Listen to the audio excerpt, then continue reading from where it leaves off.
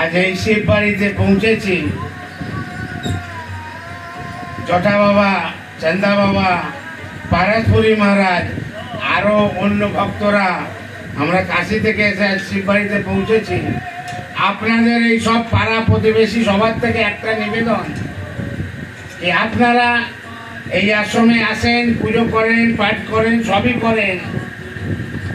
আরো যারা যারা যারা আসে তারাও সবই আনন্দ নেয়, কিন্তু কোনোদিন এই আশ্রমের বিষয়ে কি কেউ ভেবেছে?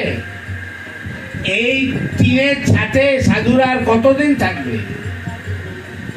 এটার জন্য পুরো পাড়া প্রতিবেশীদের নিবেদন কি আপনারা সবাই মিলে এক এক টাকা যদি প্রত্যেক জনমানুষ যদি 1 টাকা করে যদি জোগাড় করেন, যদি একটা ভাড়ে ঢালেন, তাও এই আশ্রমটা বেনে তৈরি হয়ে উঠবে।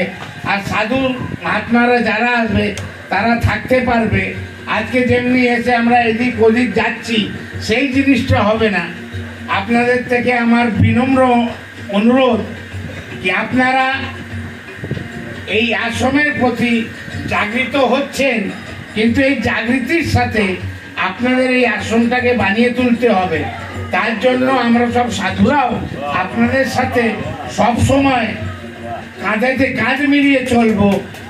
তন মন আর ধন যেটাই লাগবে, কোনো জিনিসের চিন্তা করবেন না। আমরা সাধু হচ্ছি, আমাদের পয়সার কোনো মতলব নেই, কিন্তু আজকে যদি এই আশ্রমটা আমরা বানিয়ে তুলতে পারি, তাহলে এই আশ্রমে আমরা 4টে সাধুকে আশ্রয় দিতে পারবো।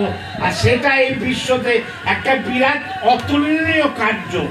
যদি এটা আমরা করতে পারি, তাহলে আজকে এই শিব বাড়ি আর আমাদের এই তুষারদার, এই আমরা তুষারদাকে শ্রদ্ধাঞ্জলি জানাবো।